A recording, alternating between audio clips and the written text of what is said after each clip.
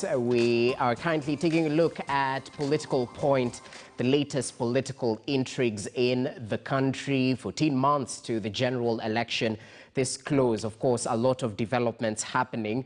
And the gentlemen joining me in studio, allow me to reintroduce them. From our City Center studios, I'm joined by Omayo Aranga, who's the advocate of the High Court. Right here in studio, Daniel Orogo, who is a political commentator. Many thanks for your time. And of course, James Gakuya, who is Embakasi North Member of Parliament. Gakuya, let me get back to you. Of course, we're talking about a lot of political intrigues, or rather, let me start with Daniel. Your take on the intrigues that we've just spoken about right now, especially what we saw in Mount Kenya. I'd like your take on Speaker Muturi's coronation as a spokesperson, one or the other. Many argue that it might be inconsequential. The voter is young, they do not relate with exactly what that means politically. So what's your take on this? Is this the best route he would have picked in order to stamp his authority politically? Well, I think we all have, witness to the fact that, there is the advantage of what comes out to somebody who is called a spokesperson of any region. And whether it's legitimate or whether it's symbolic or whether it's inconsequential, once somebody is declared as a spokesperson, generally the assumption is that, the other constituency of voters who are looking up to, to be guided by the direction of the person who's declared. And I think there have been different, scripts that have been read towards this issue of coronation. And I think this shrine has not only had its cultural, significance, but also its political attributions, for a long time, ever since in time immemorial in history. So I think the coronation of Speaker Justin Muturi symbolically signifies that, as much as he is a Speaker of the National Assembly, but he's also treated as, a representative of, Mount Kenya and Mount Kenya East. And I think there's been even a discussion about the factions of Mount Kenya. And people talking about whether it's within the central Mount Kenya or the Mount Kenya East, where we are having Embu, Meru, and all other constituencies of Mount Kenya and other counties. So I think one is that the significance it plays is that there'll be a political fire that has been started, and there'll be a lining up of discussions of whether who then should be declared as a de facto spokesperson as opposed to Justin Muturi. People have a contrary view of whether he is now the de facto, a spokesperson for this region. But also the significance, the most important thing is, and I like what is happening in Mount Kenya, because that in its nature is the politics that, ideally that is the politics. Each and every region must have internal political discourse and jostling. And Mount Kenya is finding it right because it is important for them to open that space for who can lead the constituency that is claimed by the elders, but also they must be thinking as the voting age of young people the same way you've just given narration to. Are young people of Mount Kenya finding significance to the shrine or to the spokesperson, or are they identifying with the issues that William Ruto is, the deputy president is alluring the young people as a hustler nation, economic disparities in this country, unemployment, job losses. Is the shrine appealing to young people, or are the issues appealing to young people? Yeah. Interesting development. So, Omayo, what's your take on this? In today's nature of politics, is there space for cultural kingpins? Of course, we've been aligned to spokespersons of different communities, knowing very well the nature of the politics, regional politics. Politics is local. We've had that time and time again. What's your take on the cultural kingpins approach? Jesse, just as you said, politics is local. And one thing you cannot rule out is the stature and the position held by Speaker Muturi. Remember, we have the president, we have the deputy president, and we have Speaker Muturi being the head of one of the arms of government. But just that alone is not somebody you can't just rule out. Now, add to that the coronation that happened a few days. What does that bring out?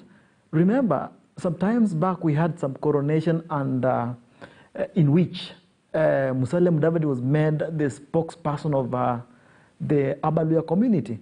One thing you'll realize is that in as much as it could not be Musalia Mudavadi who is wooing more voters from the Western region, there is a specific lens through which one is looked at, especially after such coronations. Therefore, we cannot rule out the place of that coronation. In as much as we can say the significance could vary, that is a momentous moment for the speaker. And just as we said, politics is a game of interest. My personal respective view is that who can the president trust as he goes out? Because the manner in which the coronation was done in Muranga, there was heavy state presence. What does that speak? That speaks that this is somebody who can guard interests of some people. Therefore, going forward, Speaker Muturi is one man to watch. You can't just rule him out. Interesting. In any event, there is a vacuum. In any event, there is a vacuum in the central backyard in terms of who is the senior-most political leader. Therefore, it is within his right to seize the space and present himself as an alternative, and indeed, as he says, the spokesperson of the Mount Kenya. Okay, let me pose this question to you. So let's say Speaker Muturi is invited for an event in Gatundu by Moses Kuria.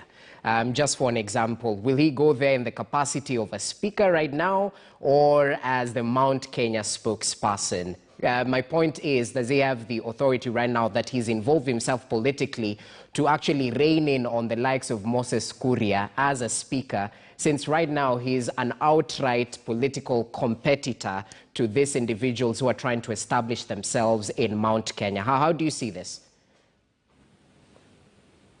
Jesse, the field within which the speaker is playing it's politics. Remember, he was elected by my clan there, Honorable Gakui and others, to head the parliament. Therefore, you can't alienate from him the fact that he's a politician. My view is he ought to have followed the good example that was set by Honorable the Speaker Marende, who was a member of the ODM party, but who was viewed to be above bar. Therefore, as you said, if Speaker Muturi is invited, of course there is conflict of interest. But what is the place of conflict of interest in politics? There is no place of conflict of interest. We have a political field in which there are no mannerisms. That's why you can find a politician or a member of parliament of a specific party actually during the day campaigning for another political party. Therefore, we are towards the end of the second term of the Jubilee regime, and the duration that is now left is a state of lawlessness, in quote unquote, in that now everybody is fighting for himself. But my respectful view is Speaker Muturi needed to be above reproach in that his objectivity is supposed to be viewed and everybody to be in agreement that we have a speaker who is objective. Before I get your take on Muturi's coronation, let's talk about politicians. You being the politician in the panel, there's of course those with the thought that politicians simply follow personalities, a strong personality, and perhaps This is why I'm asking you, why exactly might you be associating yourself with Tanga Tanga? Is it because Ruto is a strong personality, as you see, which will definitely push your chances of re-election? And then what might happen if now Ruto decides to shift camp? Will you shift with him? Is it the ideology you're after, or is it simply the political synonymity that this individual has? Roger, first and foremost, I'm a Kenyan citizen. And I'm a law-abiding citizen. And voting is my democratic right. Choosing leaders is my democratic right too. And voters have their democratic right to choose leaders, including myself. Okay. In this particular scenario, I would say, one, I belong to Jubilee. And I moved to Jubilee because I believed in the ideologies presented by Uhuru Muigai Kenyatta and William Ruto as a joint team and their blueprint. And I had no doubt in my mind that the Kibaki legacy, the team will wear the shoe and they will fit in it. And therefore, they will propel the agenda for Kibaki, and therefore, the country will thrill in the same spirit and speed it was moving, and especially economically during Kibaki time. I can say and attest very clearly here that actually the first the first parliament of Ruto performed very well and tremendously well, and there were no issues in what we call inter-party issues until such a time when we moved to our second parliamentary term. Okay. And this is where the Langos are. And the Langos just started coming up immediately after handshake. And this tells you that, in fact, the hit between the Jubilee is that it's like somebody who promised the masses that after my 10 years, I will leave my brother to take the 10 years forward. And that particular promise, it's a broken promise, and it's no longer there. And in this particular case, that is why we're finding a situation where, including myself, I am a believer of what we call promises. Okay. And since that the president seems to have changed his heart and has taken another new direction, I am not part of his direction. And I'm very clear that I want to deliver the promise which was promised during a daylight between especially two communities which were warring by that particular time. We had a very serious zone issues between Kalenjins and Kikuyus after the 2007 skirmishes. And that teamwork between Uhuru and Ruto brought this country to harmony and coexistence. And therefore, I believe those promises made in Nakuru that I will undertake 10 years and leave my friend William to take 10 years, I am still in that particular course and I will die with that course. But Ruto has distanced himself from that particular narrative. Let me tell you, he's been on record. Let me tell you, Rogers, Ruto is Ruto. Okay. And let me tell you, Ruto cannot stand here and stand there to be seen as if he's fighting for that. But personally, me, inside my heart, I am paining that actually we can be betraying somebody who stood with us during the hour of need.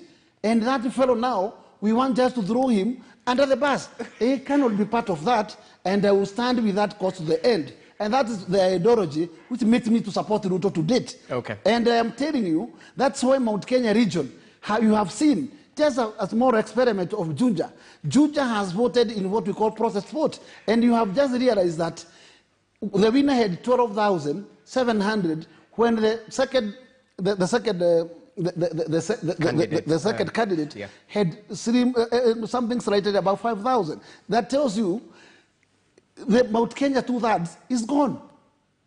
But and therefore, the grip of 1/3 is still there. Because let me tell you, you cannot rule out Uhuru totally and say that Uhuru has no single follower in Mount Kenya region. He will be left with a small margin of 10%. That one he will take home, whatever he wants to take. But I can assure you, but I can assure you, Roger. How do you know? No, order. How do you know? Let's give him time. I'll just finish. What I can tell you right now is a clear statement is being made from the home turf of the head of state. If this one has been done in Muranga or Nyeri, could be another case. But this has been done in next neighbor to Gatondo. Right, and that tells you that that is it, and it is a clear statement that Mount Kenya has made a direction where they are eager to go. And coming to Muturi, I would say to you, Muturi can be a good candidate. Actually, he's one of those candidates from Mount Kenya whom I can start to say they have what it takes to take us to another level. But it's only that what will injure him is the route that Peter Kennedy took.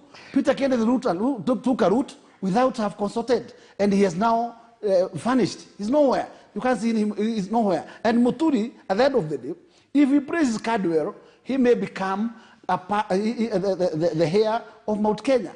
This will depend on his cards. But if he thinks that he will be reigning on that particular side of head of state, probably he'll perish as the team will perish. Okay, interesting. So we'll see what angle he takes. Gentlemen, allow us to shift focus from Mount Kenya briefly. ODM party leader Raila Odinga is actually in Kisumu to supervise final preparations at various facilities, which President Uhuru Kenyatta will visit in his tour of the lakeside city during next week's Madaraka Day celebrations. According to individuals right there, they say the Nakuru-Kisumu railway line has been undergoing rehabilitation and is almost complete and will begin with passenger services in June. Let's take a look at this report by Duncan Haimba.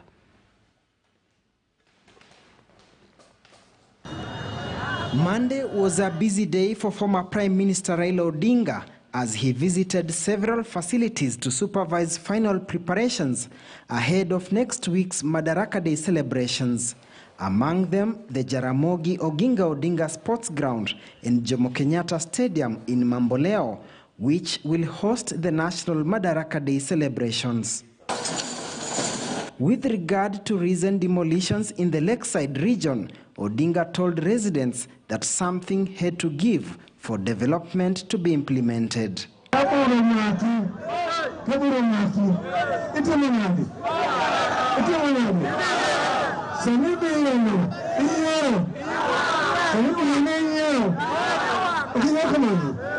Kenya Railways Cooperation Board Chairman Major General Retired Pastor Omudho Awita saying the Nakuru-Kisumu railway line rehabilitation works are nearing completion. A few things that need to be done and which we have been assured will be done ready so that the trains can use it with effect from sometimes in June.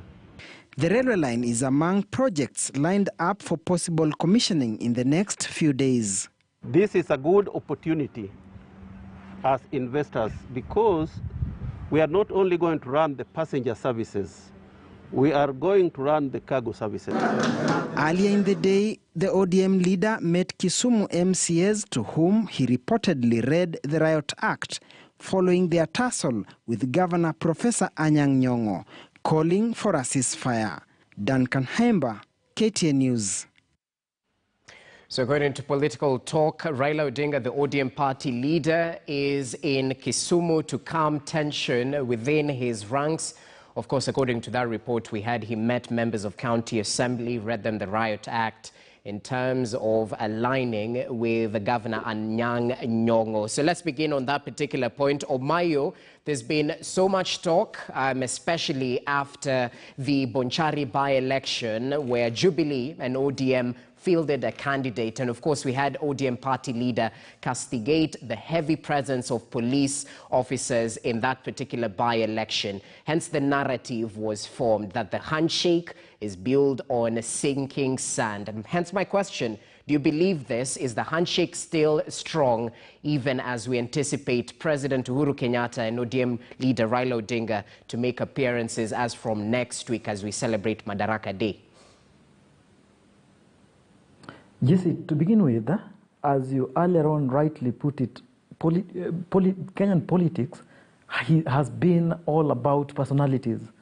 Now we're seeing the former premier Raila Odinga going to his backyard in Kisumu in a reckless manner during a time in which we are recovering from the COVID-19 crisis, and is holding now big rallies. Well, while at that, what Raila Odinga is desperately trying to do is preparing way and the ground for his brother, His Excellency Uhuru Kenyatta, for the Madaraka Day celebrations. And if you can be able to observe what has been going on and in the Kenyan politics, you'll realize that every time the deputy president goes out to all the places within the country, in as much as he's selling the political narrative, he has to give people hope. He has to speak about how he's still in charge, about what the Jubilee government is doing in terms of building roads.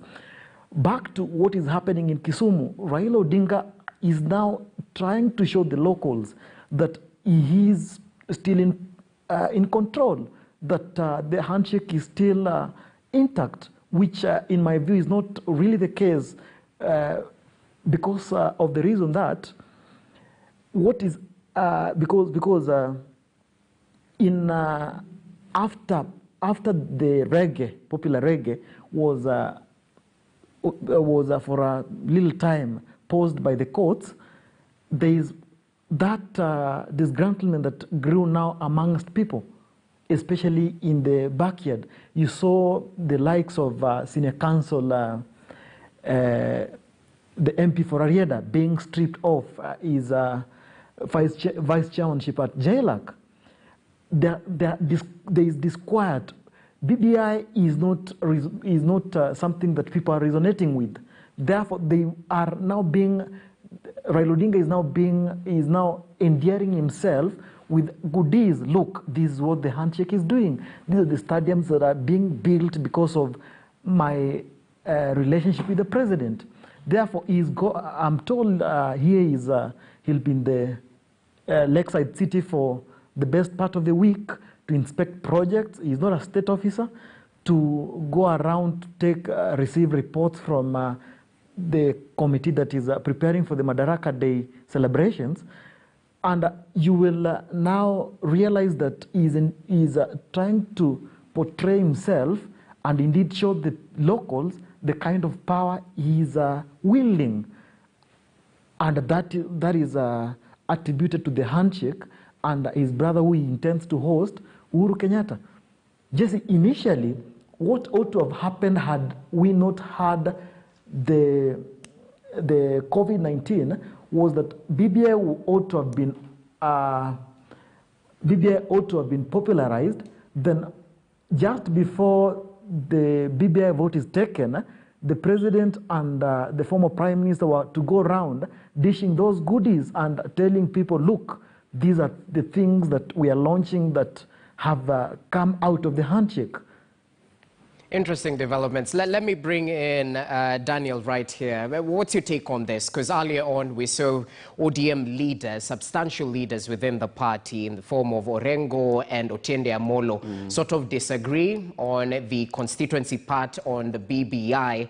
And of course, this boiled down to a bitter exchange with Junet Mohammed and the likes threatening to tear down the political outfit. What do you think? How symbolic is this visit by Raila Odinga in Kisumu ahead of the Madaraka Day celebrations?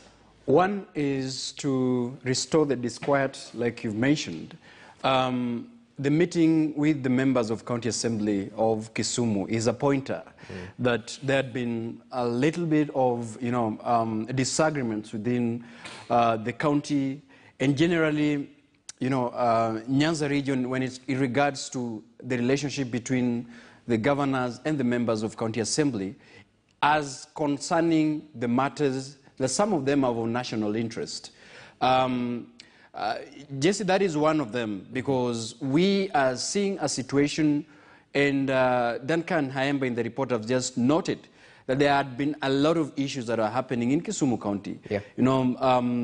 Illegal demolitions that were, that did not follow the law, and bulldozing buildings up and down without, disregard of the settlement, the pre-settlement plan for the evictees. So I think these could not be wished away simply because of political relevance. Okay. This could not be wished away because of Baba being the kingpin.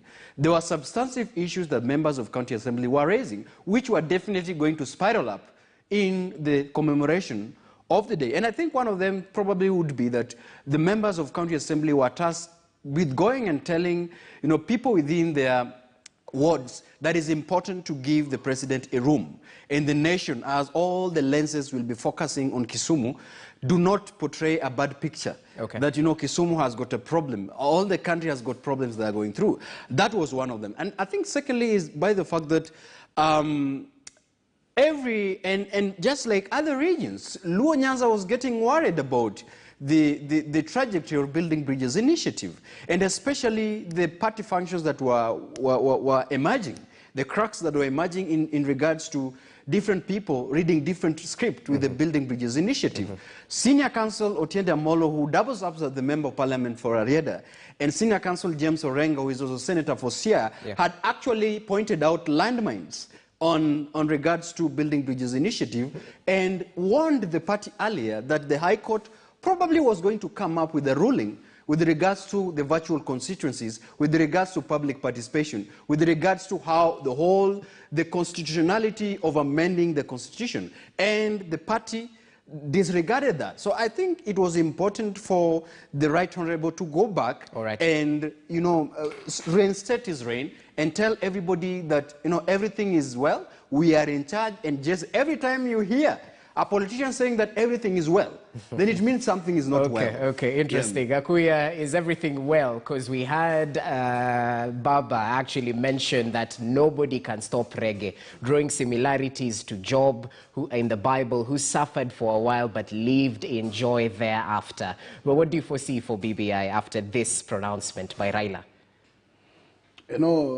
Roger, it sounds as if the former Prime Minister is aware of something that we are not aware of.